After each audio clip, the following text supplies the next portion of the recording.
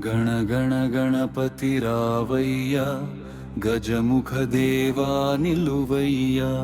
మోదక సుగంధం పూసయ్యా మామది గుడిలో వెలుగయ్యా సింధురవర్ణ శుభదాయక సిద్ధి వినాయక దయామయ వీణనాదంలో విరిసేవాడా